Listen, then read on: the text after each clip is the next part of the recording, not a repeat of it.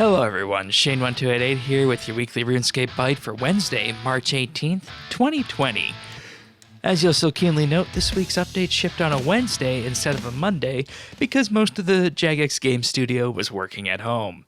Now, getting down to the matter with this week's update, we learned that Yak Track will be returning on March 23rd. This event will run until May 3rd and is being called Secrets in the Stars. And yes, it will have some archaeology-themed tasks. So with that being said, let's have a look at some of the patch notes for this week. Firstly, we're going to start with the quality of life improvements.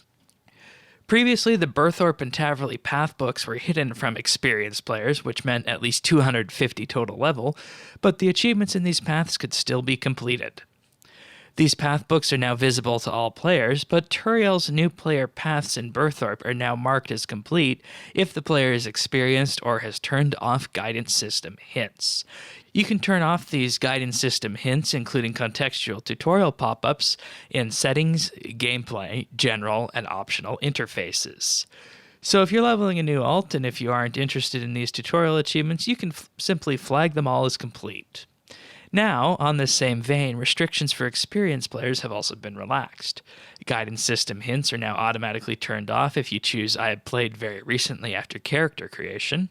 Players are now considered experienced at total level 100, down from 250. Upon reaching total level 100, the Berthorpe First Time User Experience, or FTUE, will be marked as complete.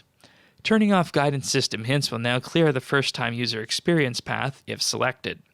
The description for the guidance system hints toggle has been changed to receive small tutorials and tips while playing. If disabled, the Berthorpe tutorial is treated as complete. Adjusted how daily challenges also interact with new players. Since basic daily challenges are generated for new users, a player could progress through a daily challenge without first completing the daily challenge interface tutorial. To fix this, progressing through a daily challenge now counts as completing the daily challenge interface tutorial.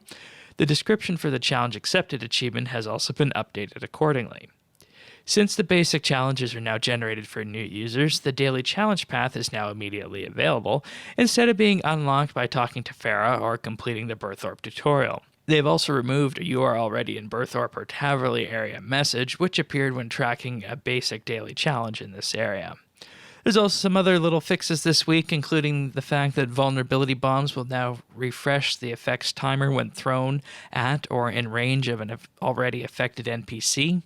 Marthuriel's cleanse radius during the Solak encounter has been increased by 1 tile. Updated the Lumbridge path to stop referring to the Lumbridge Market bank chest as the Combat Academy bank chest. You can now no longer reclaim the high-level members version of the Star Fury cape on free-to-play. The cost for charging engrams will now correctly cap after prestiging 3 times. And in some little bug fixes this week, fixed an issue that could cause the big game hunter detection zones to not display the correct color. This is something we've all been waiting to see fixed. And fixed a rune metrics issue on mobile that was preventing users from being able to toggle stack value off. RSBANDB update will be back this weekend, as we are each and every week, and we'll have full coverage of these patch notes in the live stream this week, where more of archaeology was unveiled and the roadmap going forward was discussed briefly. If you want to send us questions for this episode, you can send them in to questions@rsbnb.com or leave them on Twitter @RSBNB. We accept both @mentions and direct messages. See you this weekend, everyone.